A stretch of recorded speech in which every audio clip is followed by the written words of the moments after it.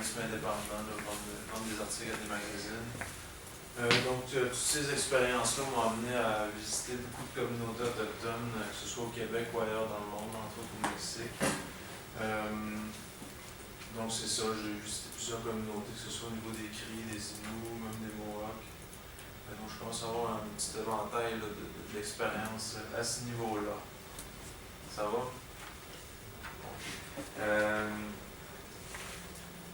Donc, je vais revenir avec ça. Mais, en tout cas, donc, qui sont les Autochtones au Québec? Est-ce que vous avez une idée? Ils sont où? Qu'est-ce qui manque? Bon. Donc, au Québec, là, il y a 11 nations autochtones. C'est 11 nations autochtones divisées en 3 grandes familles. Donc, vous avez peut-être déjà vu ça au secondaire, les 3 grandes familles, les Inuits, les Algonquiens et les Iroquois. Ça vous rappelle quelque chose? Ouais. Donc, c'est ça, au Québec, on a trois grandes familles linguistiques. Donc, on les divise par famille linguistique parce que, justement, ils parlent des langues qui sont similaires. C'est comme parler, disons, l'Inou et le Cri, c'est comme quelqu'un qui parle français et l'espagnol. Tu peux comprendre des mots des fois, mais c'est pas nécessairement mutuellement intelligible. Donc, c'est ça. Ils partagent quand même des caractéristiques culturelles entre membres d'une même famille linguistique aussi. Donc, comme vous pouvez le voir sur la carte du Québec, les Autochtones sont un peu partout. Oui, donc c'est ça, ils sont éparpillés un peu partout, donc ils vivent dans des milieux qui sont très différents les uns des autres. Donc on se dit bien que c'est pas la même...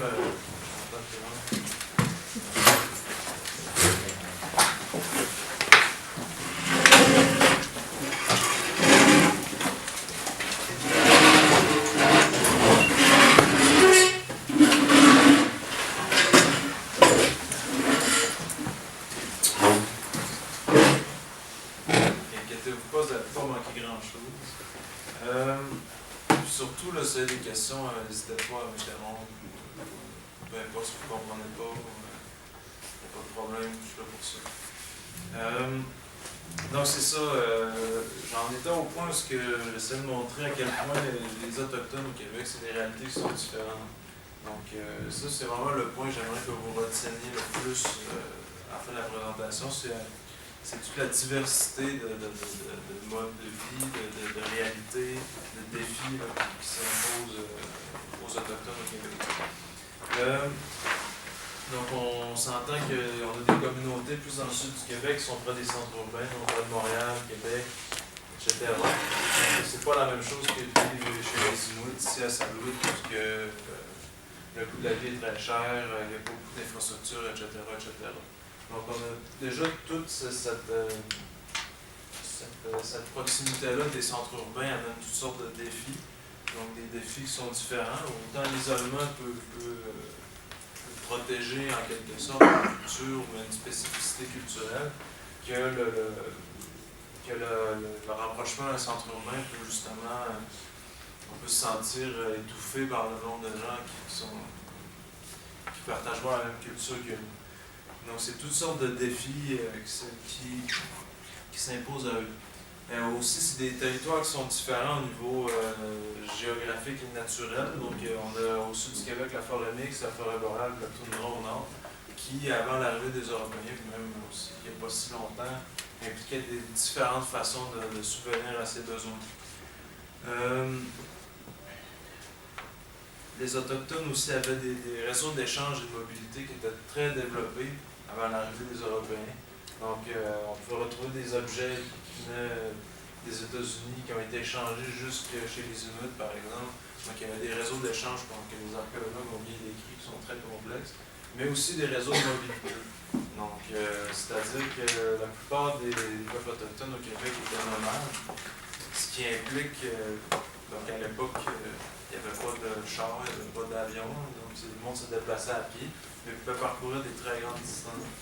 Donc, par exemple, chez mon directeur de thèse de doctorat est archéologue après sa maîtrise, une formation d'archéologue.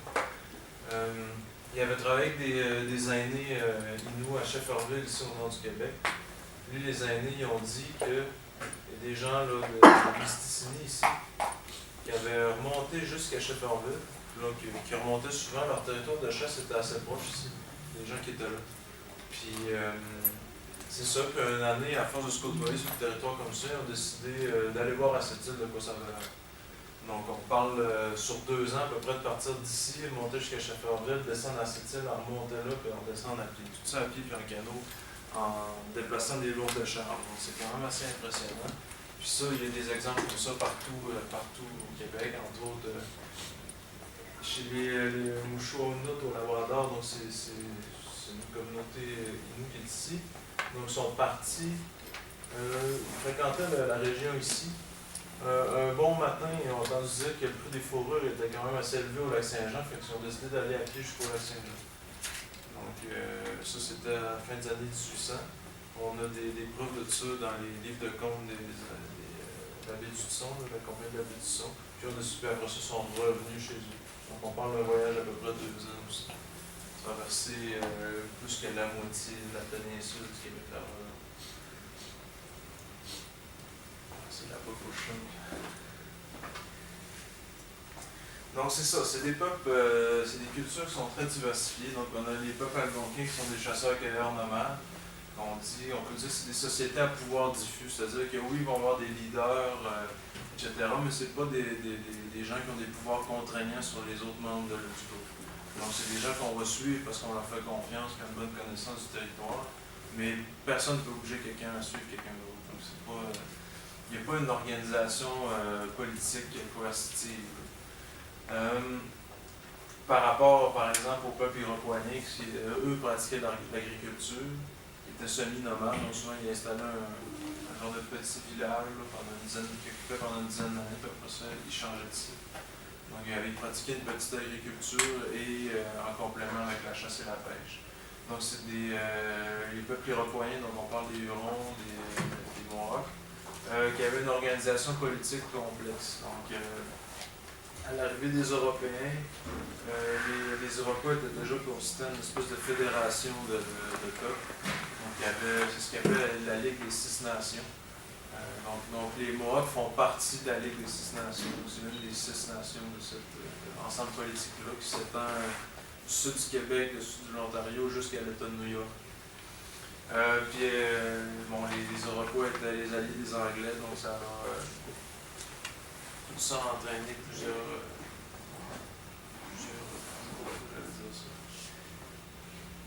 Donc après ça, il y a les Inuits, eux, que c'est une occupation plus récente. Donc c'est pas la même migration, ils ne viennent pas de la même migration que les autres peuples autochtones qu'on trouve au Québec.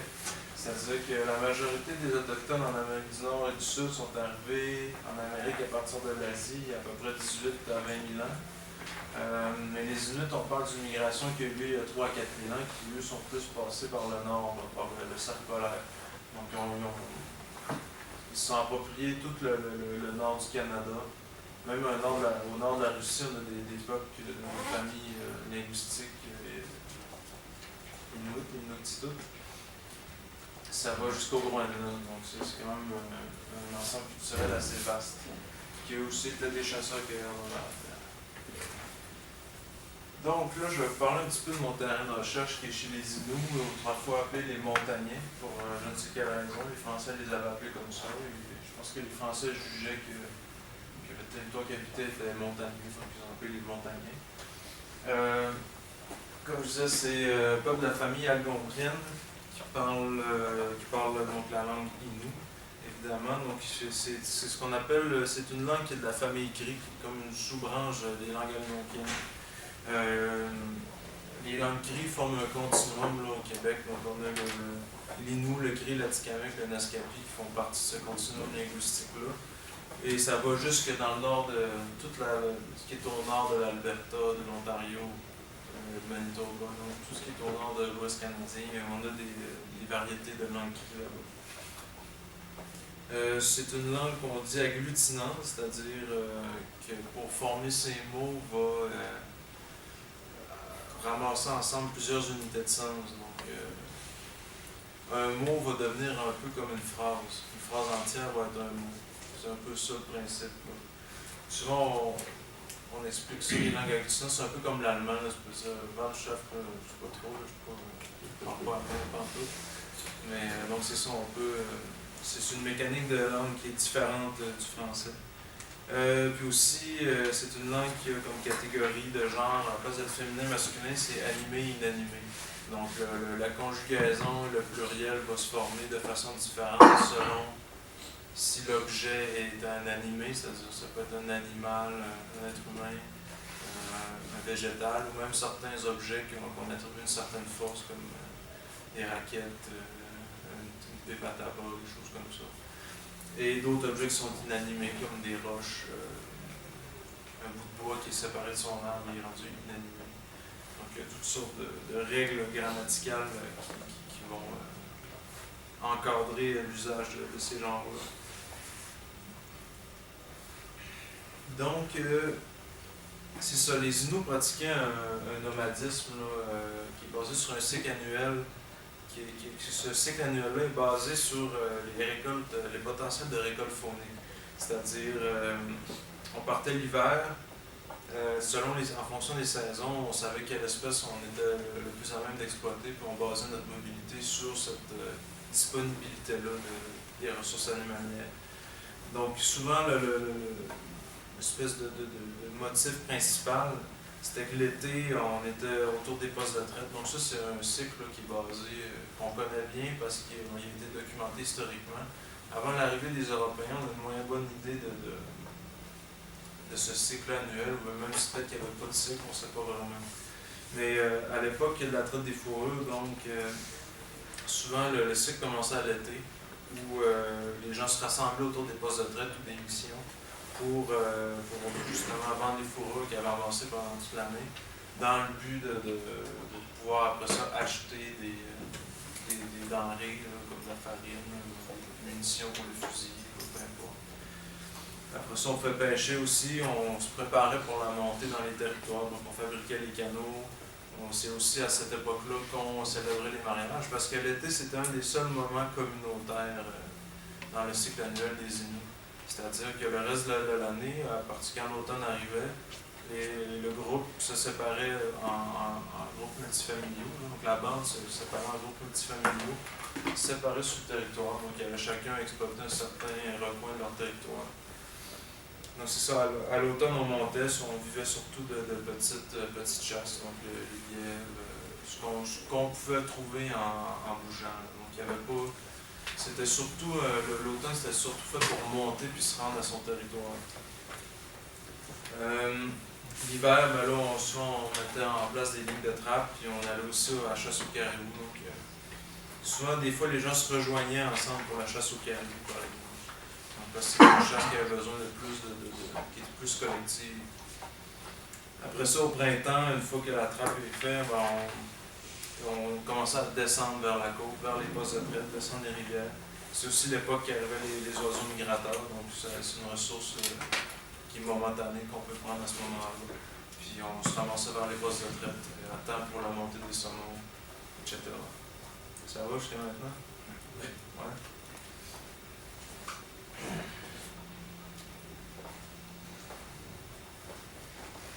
Donc là, c'est vrai. On voit sur la photo, j'ai oublié de dire la première photo, c'est tiré d'un film de Pierre Perrault qui a été filmé dans les années 50. Donc, Pierre Perrault, c'est un cinéaste assez connu au Québec sur ses documentaires, mais aussi ailleurs dans le monde.